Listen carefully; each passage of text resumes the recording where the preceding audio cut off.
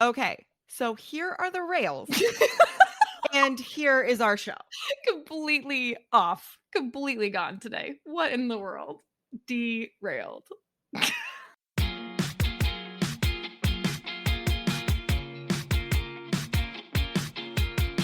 Yay, you're here. Welcome to the CK and GK podcast. Let's get going.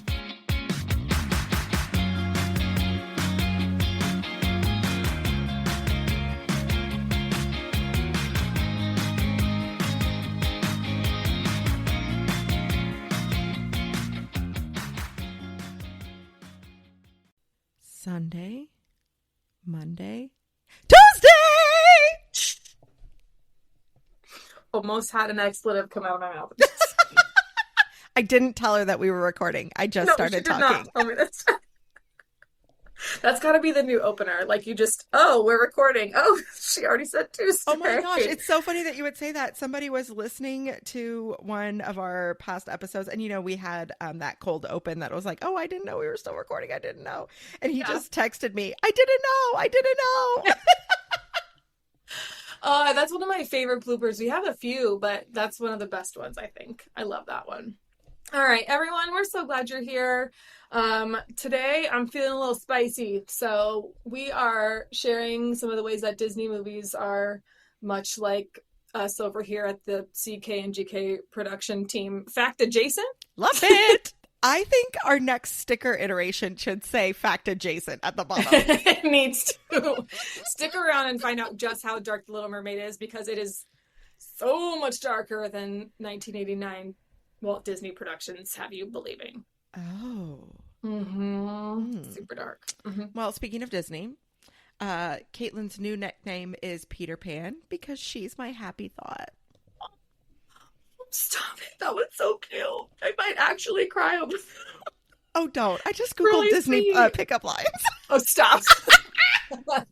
She cries over a Google result and that's a pickup line. The other one I found was, we can call her Pooh because all I want is you, honey. No. I don't want to be called Pooh and honey in the same sentence. Yeah, no. Well, the compliment I have to give you today, it has to do with The Little Mermaid, because Flounder is, and you have a fish tank, so we have to talk about this. But you are my favorite I can't even say the word. Sophisticatedly flustered sunfish. Oh my gosh! What does it even mean? It means nothing. When I was like 8 or 9, my favorite animal was ocean sunfish. Really? Yes. Oh. They're like large, big, flat discs. Well, now it's a squid. Squid! And I'm showing her, she gasped because I got her a little finger puppet that is the cutest little squid ever, and she just doesn't have it in her hands yet, but it's so precious. It even has little curly tentacles. I'm so excited to put it on my finger. Yep. All right. What's going on? Okay, so of course I am still obsessed with my fish tank. We are going to feed baby Jessica. I'm so excited. If you don't know who baby Jessica is, go back and listen to last week's episode because there's a great story there. But it would not be interesting if I said I was obsessed with my fish tank every week for like the next, 14 weeks until the novelty wears off.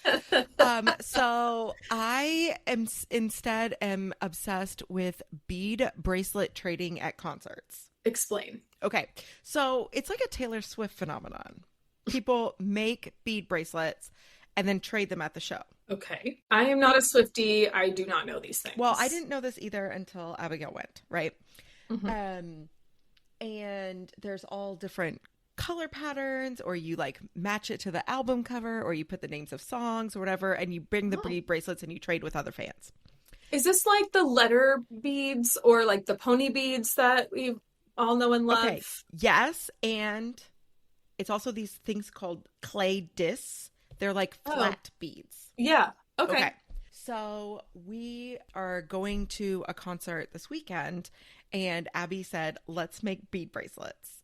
Oh, so that's so sweet. We have spent the day making, I don't even know, like 20 different bead bracelets with all different phrases and songs that go along with the concert we're going to.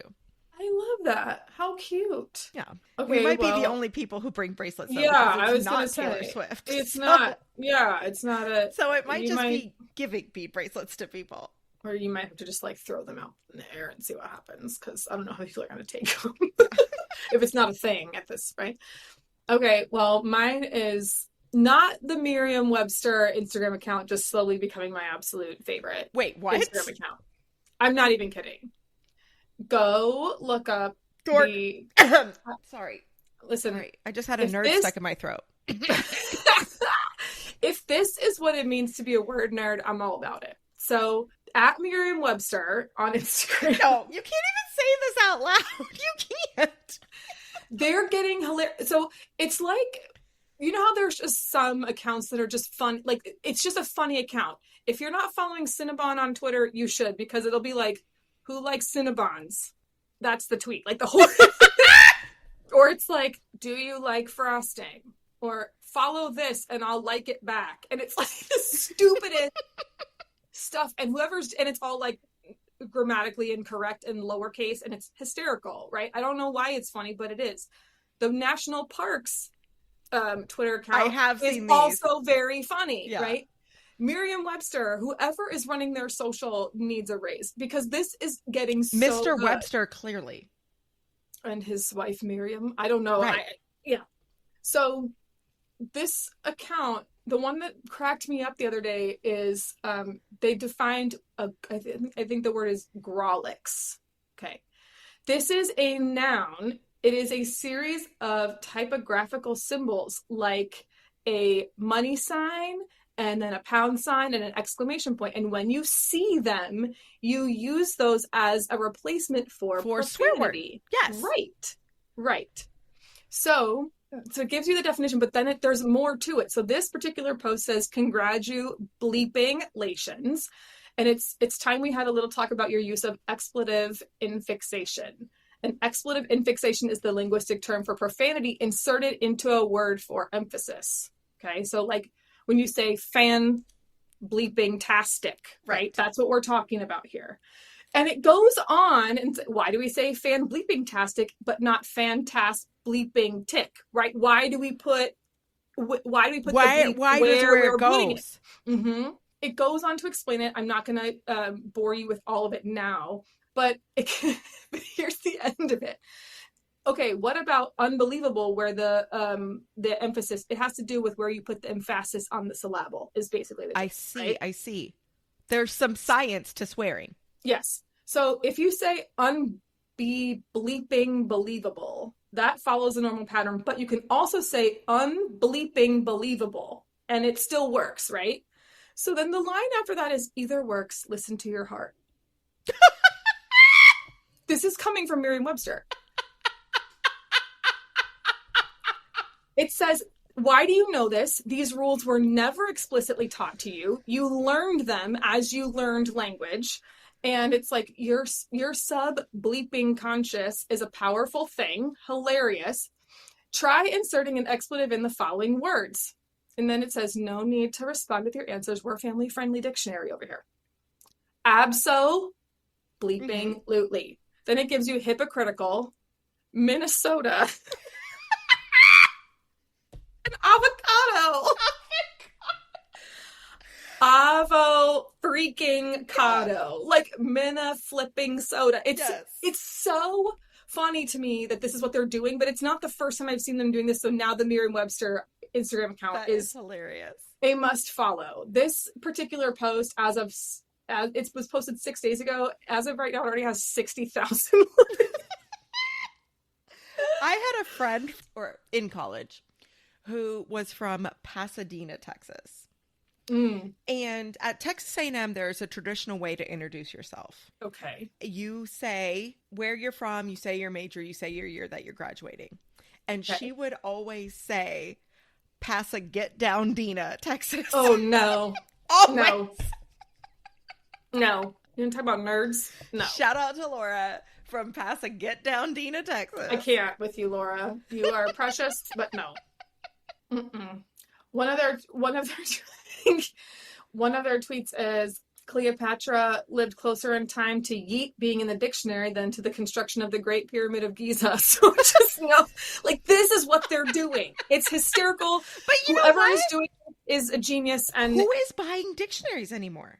Nobody. So they're doing a great job. They're I marketing. know, it's perfect. When's the last time you said Merriam-Webster? 30 seconds ago. But also before that, you know, when I found the account, and then before that it had been 20 years. So you know what I mean? Like, it's brilliant and I love it. And talk about relevancy, y'all. I know, it's amazing.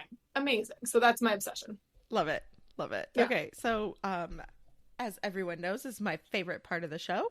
This is the gem of the week, and it's when you can either laugh with me or at me.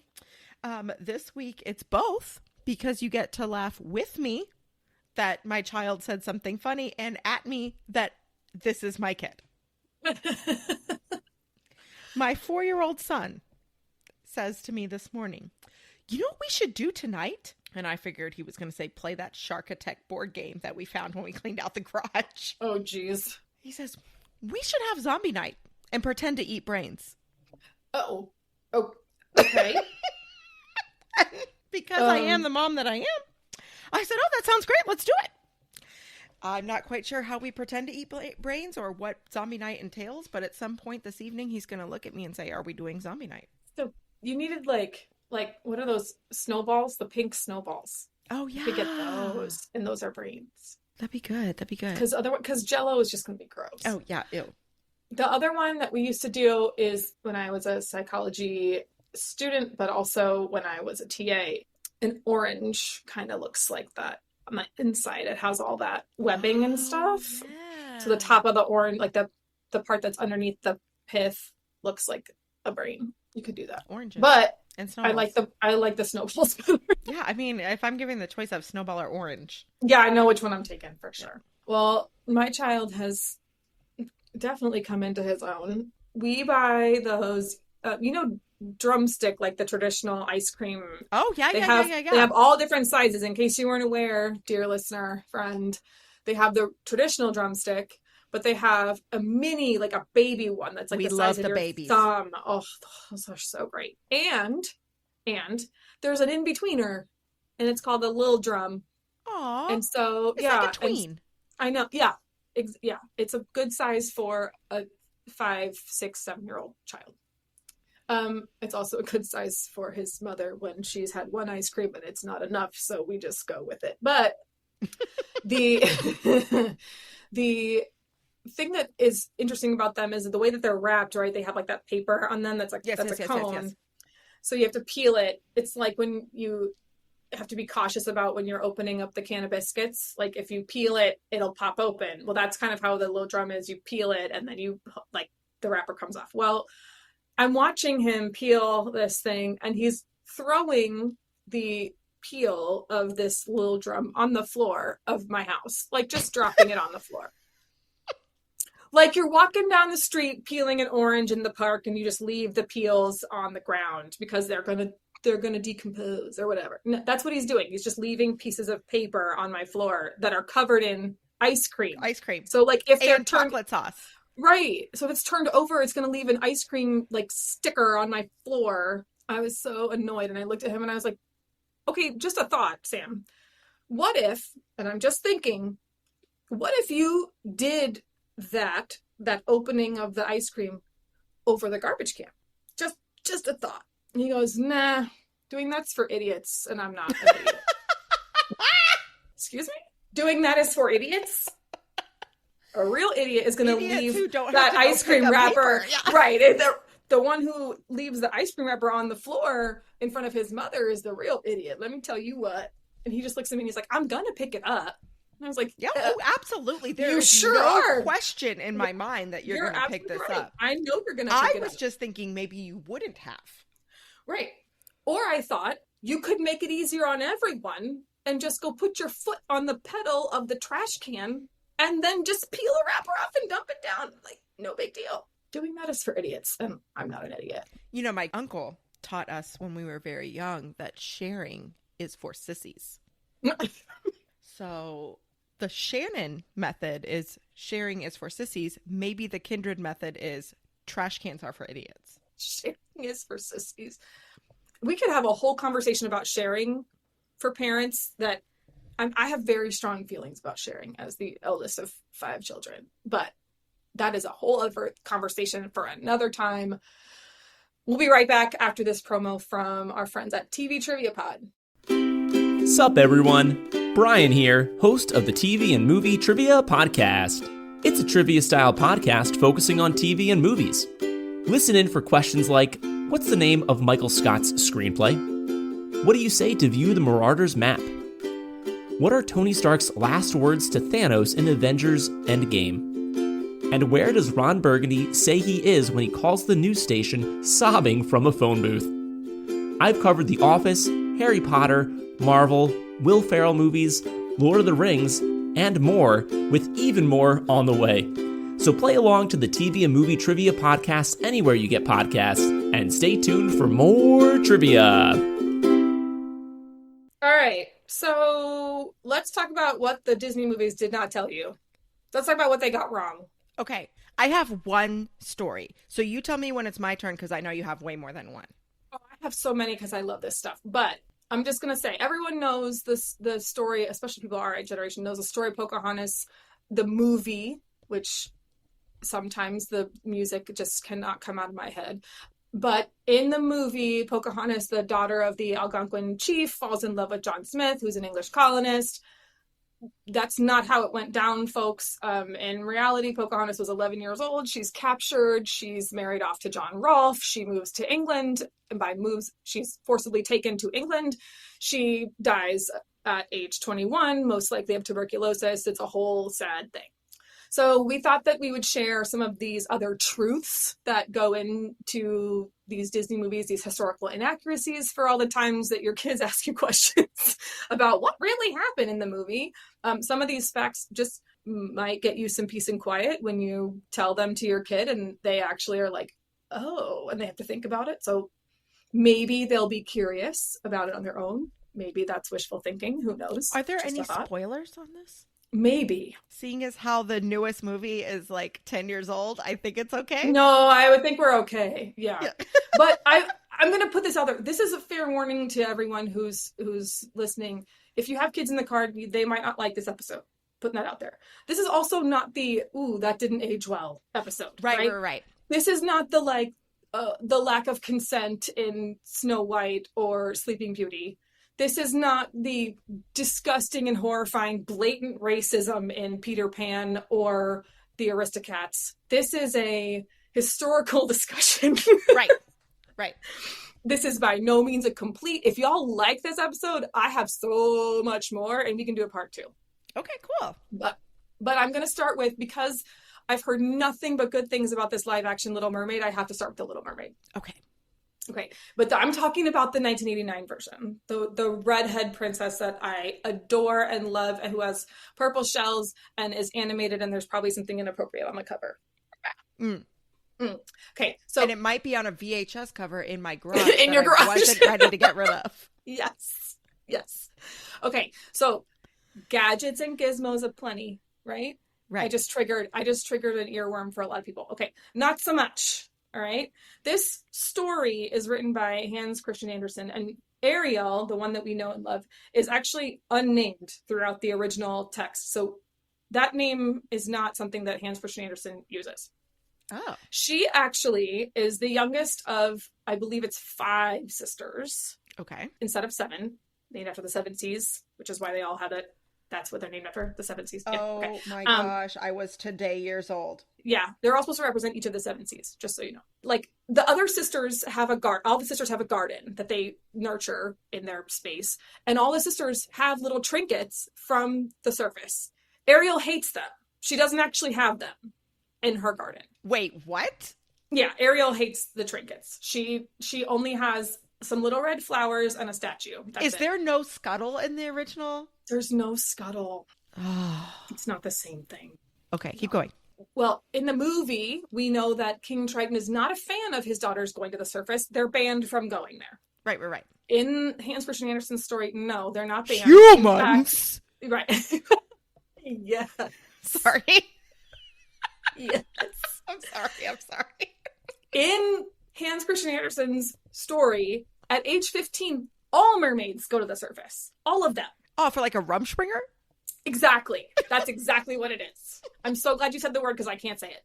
But They all go to visit the surface at night to watch the birds and the ships and the townspeople. It's like a coming of age kind of thing, right? Yes. When the story begins, Ariel's oldest sister is turning 15 soon. Each of her 4 sisters gets to like go up there and see, and then they're all like, oh, all right, I've done my thing, and then they all come back down because they've decided it's not worth it to be up there. In Hans's version, the mermaids have a longer lifespan than humans, but when they do die, they turn into sea foam. So they live for like 300 years, but then they turn into sea foam. Whereas humans have a soul, and when they die, their life is shorter, but they get to live on in their soul, right? It's an immortal soul. So Ariel, the Little Mermaid, who again is not named, but I'm calling her Ariel, she finds out about this, and then she actually gets jealous about this, and she's like, well, I'd rather be a human for one day and have an immortal soul than be a mermaid for 300 years and then turn into sea foam. And her grandmother actually says the only way for that to happen is for you to marry a human. That he has to fall in love with you and then you have to get married, and that's how that happens. Whoa, this is totally different. Yeah, very different. So she goes to the Sea Witch. Is the Sea Witch actually inspired by the amazingly talented drag queen, actor, singer, Divine? No, of course not. She visits the Sea Witch, and remember those? They're like creepy little, like the thing that Ursula turns. Oh yeah, the people into when they can't pay the price. Yeah. Now it's happened once or twice. Someone couldn't pay the price. Yeah. Yes. The little like polyp looking things. Yes. Okay, so that's what. Those are actually inspired by something in the story. They're they're like half plant, half human. So like that's the inspiration for those. So mermaid is half fish, half human. Yes, and these things are half plant. Yeah. So they lose their fishtails and get roots. Plant. Yeah, exactly. She goes to the Sea Witch. There's all these weird polypy plant things outside. There's also human bones. Human bones. Yes. And she sees like arms reaching for her and like bones of fallen sea men and workers, right? So yeah. And also other little mermaids. Oh. Yeah. Mm-hmm. It gets so much worse. If your kids are in the car, I'm going to just tell you to skip. It's so much darker. Here's the dark part, and I'm going to go through it really quick. She loses her voice in the movie. The Sea Witch actually cuts out her tongue. OMG. Mm-hmm. Yeah. Her fin, her bottom half is split into 2 legs in the story. Yeah, that happens, but every single step she takes feels like she's walking on hot knives. Oh. Yeah. She ends up having to wait on the woman who marries the prince in the story. So like Vanessa is a real thing. She's not Vanessa, obviously. Right, you're right. But like she's a real thing, but then Ariel ends up like serving this woman. No. Yeah, the woman who the prince thinks rescued him. So Ariel's like waiting on her as she's getting ready for the wedding. It's like kind of miserable.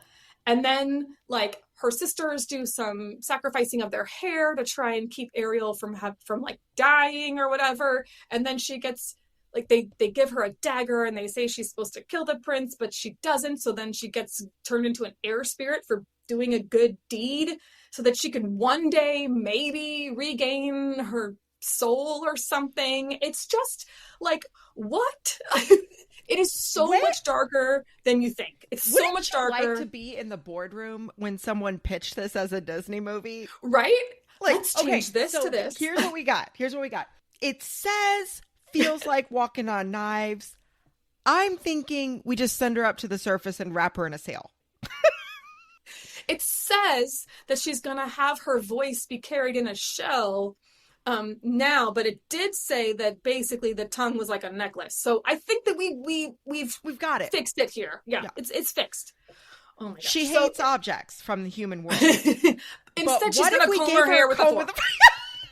Right. She's going to love him so much that she brushes her hair with it.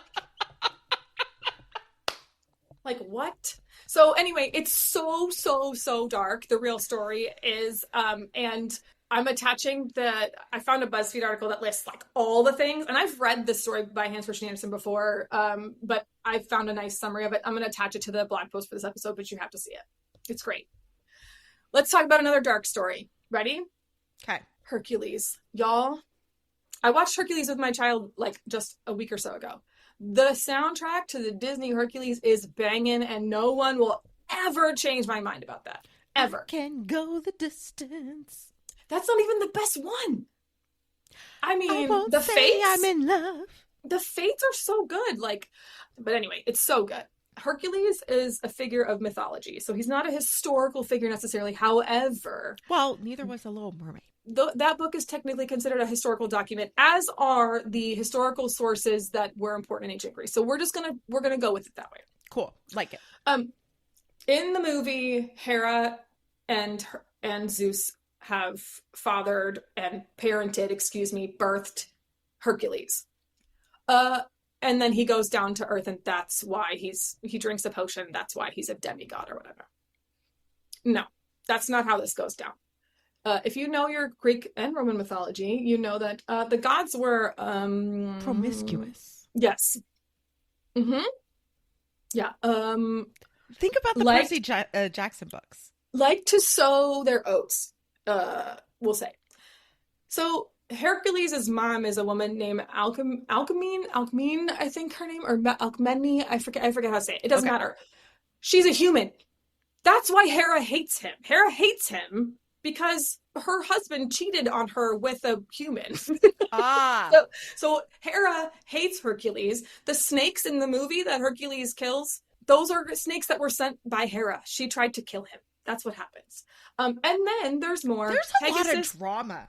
It's drama. In Mount Olympus. Soap opera. Oh, yeah. It's so good, too. It's like Vanderpump, only like more power. Yeah, more power. Pegasus is not even in the original myth, so if you loved Pegasus, sorry, friends. Also, parents, skip forward like 15 seconds. Are you skipping? Okay, good. Skip. Hercules goes completely insane, and he kills his wife, Megara, and their 3 kids. Oh. So, again, you're at the Disney table, and you're seeing this story, and you're like, well, it needs a pet, because every single Disney story needs to have an animal. So we're going to pull Pegasus. It'll work. We'll make him cute. It'll be great. And then he'll be comic relief as he gets older. And then also, we can't have him kill his wife. So we're just going to stop that, because this is going to be the one movie where there isn't a mom getting killed in it, right? Or no mom at all. We're going to just not have that. So there's that one. I'm going to lighten it up a little bit with this next one, though. We're going to Beauty and the Beast. It's so beautiful. It's precious. Y'all, the Eiffel Tower is in the Beauty and the Beast movie, and it should not be there.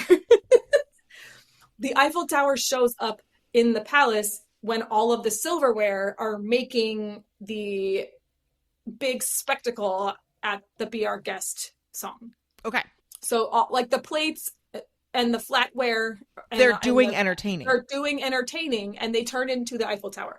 Because no one is complaining when the flatware's entertaining. Right. Flabby, fat, and lazy. You walked in, and whoops-a-daisy. Okay, so anyway, in Beauty and the Beast, it's supposed to take place in the 1700s. Y'all, the Eiffel Tower wasn't even started until 1887. Oops. So either he's seeing the future as a candelabra. Okay. I think I already said this on the show before, but I have to interrupt you right now because do it. We went to the Renaissance Fair a few months ago, and as we're walking in, there is a girl behind us who's obviously like bringing her parents for the first time, and she's in her like mid-20s, and I hear her say to her parents, "Now, there are some anachronisms here." Oh, okay. The whole idea of the Renaissance Fair. Right. My churro is not necessarily historically accurate. So there's some anachronisms there in that Be Our Guest sequence. Right. But again, this is a historical discussion, so we're going to call it out. Now, the other part of it that cracks me up is that these townspeople, I don't know if you notice, but to me, the townspeople look miserable. Right. No, they're supposed to be. It's a poor provincial town. Correct. It's not prosperous. These people would have been worn down. Who's singing when you're worn down? No one. Y'all, the French Revolution would have been happening. There would have been like anarchy, especially near a palace. Like they would have gone completely insane. And also Belle probably wouldn't have been able to read. Sorry. Because literacy was really, really low. And a girl and stuff. Yeah. Okay. That's Beauty and the Beast. This is my favorite Disney movie, so there's a lot to this one, but I'm going to keep it light here. Sleeping Beauty. Y'all, the iconic scene in Sleeping Beauty, what are you thinking? What are you picturing of? The iconic... I know you. At the end, right? With the dress changing colors and they're waltzing. That's the iconic scene. That's why, for the love of goodness, Aurora has a pink dress in all of the drawings of her.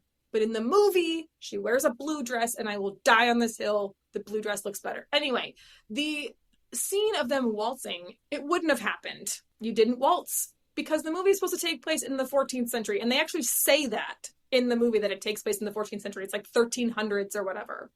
And the waltz came out in the 16th century. So instead, the two of them would have danced in like it would have been like a line of dancing, and they would have only touched hands. Like Pride and Prejudice. Yes. It's not, yes. Where like one dance is like 20 minutes long and you have to know all the steps, but you don't touch. Right. Or like Bridgerton, Bridgerton, yes! And there's some touching, but like there's all those lines where they're going in circles and they touch hands only, and it's like hand and forearm, and then they kind of go back to waist. There was no touching of waists in 14th century Europe. You wouldn't have been doing that. It's not a thing.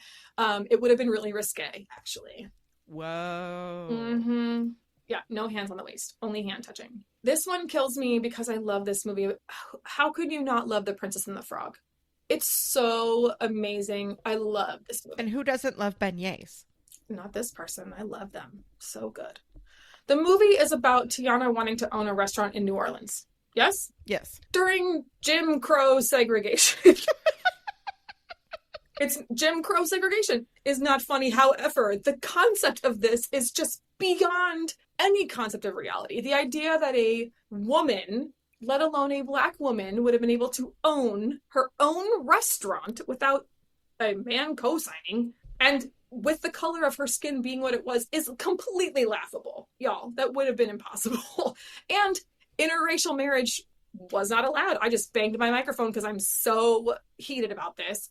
Interracial marriage wasn't a thing. It wouldn't have happened. Sorry to ruin The Princess and the Frog for you. I have tons more. Brave has issues, right? There's so many issues, and I have a lot of them, but I also want to like save Oh my some gosh. of these. You know how many things are wrong in The Lion King? Like lions and zebras would never hang out together. That whole song sequence, I just can't wait to be king. Look at all those animals just getting along and dancing. To be fair, they are around a watering hole, and that is where it might happen that they would intermingle. To be fair. Also, this is a fun little fact. Did you know that Scar is actually in Hercules? As the rug. Yeah. Yes. He's on Hercules' head when he's being painted on that vase, but then he ends up on the floor when Hercules throws him on the floor. Anyway, do you have one? Because I feel like you probably I have the did. one. You said you did. Yeah. I have the one. Okay, tell me. My soul is spiraling in frozen fractals all around. Okay, so Elsa is talking about fractals, right? She's building her castle. If you have a child between the ages 3 and 20, you have probably heard Let It Go, and you've seen the sequence. She's finally realizing that her powers are great and she can use them for good. Hair is fabulous. Right? She's like, this is the best braid. Remember everyone was trying to make Elsa braids? I did a lot of Elsa braids. I still want a lot of Elsa. Because Abby was 4. Yeah, I love it. We actually bought for Christmas one year a braid that you like braid into your hair so that she could have a long Elsa braid. Oh, I love Okay, that so Elsa anyhow, braid. Okay, her hair's looking fabulous. She's doing her thing. So here's the thing about fractals. The term fractal was coined in 1975. But based on research from Frozen 2 and quotes in Frozen 1, we happen to know that the movie Frozen actually took place in July of 1843. Like literally to the month. We know exactly what happened. In Frozen 2, there are some new Roman numerals on the boat that her parents were in. Yes. So we know exactly when it sank, and that was 1840. And then in the first movie, when Anna and Kristoff are going through the woods and they stop at Oaken's outpost, he says, wow, it's a real howler in July. Yeah. So we know for sure that this movie took place 130 years before the term even was made up. The math teacher in me wants to tell you what a fractal is. Do it. Okay. Fractals are never-ending, infinitely complex patterns. And the most famous one is the Mandelbrot pattern or the Mandelbrot series or the Mandelbrot set. And I have included a link of a YouTube video that is the largest zoom in of this fractal as of right now. They're so cool to watch. Like when you're watching them forming, it's really cool. really interesting. Yeah. All I'm hearing in my head right now, I know you were talking about math things and I like math things, but also all I can hear is yoo-hoo, big summer blowout. Like it's all I can hear right now. Woo-hoo. I can't stop saying it. I'm going to be saying it all day. Also, I have to say this is my personal opinion and I'm not going to speak for Johnny, but I like Frozen 2 better than I like Frozen. Disagree.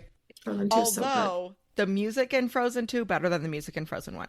I mean, it's just so good. That tune, Lost in the Woods, that's like 80s. The 80s jam. ballad? Yes! It's so good. Okay, so did you know Weezer does that song? Yes. So the first time I ever saw Frozen 2 was at an outdoor screening after it had been out long enough that someone could screen it outdoors, right? So it had been out like maybe a whole summer or something. Yeah. And everyone else there with their kids has already seen it, I'm assuming. But I had not. When this song comes on, I am cackling. I am dying. And all the moms are just kind of looking at me like, what is wrong with this lady? Where has she been? Now I know you're my true north, 'cause I am lost in the woods. Yes, and it's like, oh, it's so good. And he's perfect in that movie. Kristoff is the best. That's the thing where he's like, my love is not fragile. And I'm like, oh my God. Yes. Kristoff is the best. It's so good. I love that 80s ballad. We took Sam to see Frozen 2 as his first movie he ever saw in the theater. Oh. And I think that he missed that part because he was like 3 and it was pre-COVID and there was probably a bathroom break. But I just remember being like, this is the best part of this whole movie. It's like so I good. loved it. And I also, I have to say, I love the Into the Unknown because I can listen to Adele Dazeem. I know that's not her name. Idina Menzel. I know I did the John Travolta thing. Right. I can listen to her sing all day, every day. Elphaba, Maureen, everything that she is and does. Elsa, I adore her. I love her. Also, You are not the only person in my life who loves her. She's amazing. John is obsessed.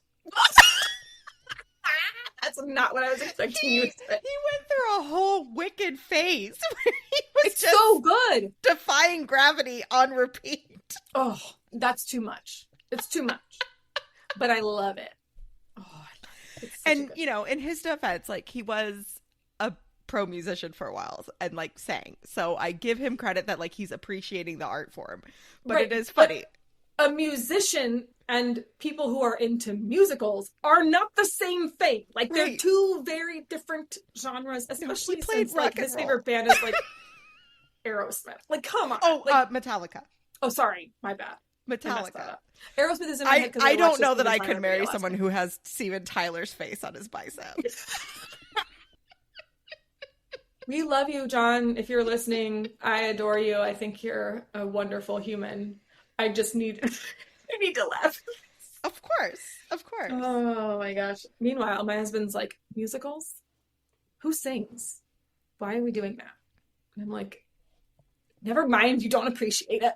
No, it's fine. Anyway, it's wasted on him. So that's the story. That's wrapping this back up. Yes. Those are some of the historical inaccuracies in some of our favorite Disney movies. If you like it, tell me. I got more. I got like 10-ish more that I could just rattle off. And I don't want to do that right now because I want to keep this. It's already gone off the rails, but Yes. let's try and bring it back. So if you like the episode, please tell us and rate, And tell your review, friends. subscribe, do the things. Tell your friends. That's the best way to help us out here. And when you are looking at depressing, dark children's stories from 400 years ago, and trying to rewrite them to be movies in the 2000s. Pick that fork. Make good choices. And just fact check your Disney movies. Okay, bye!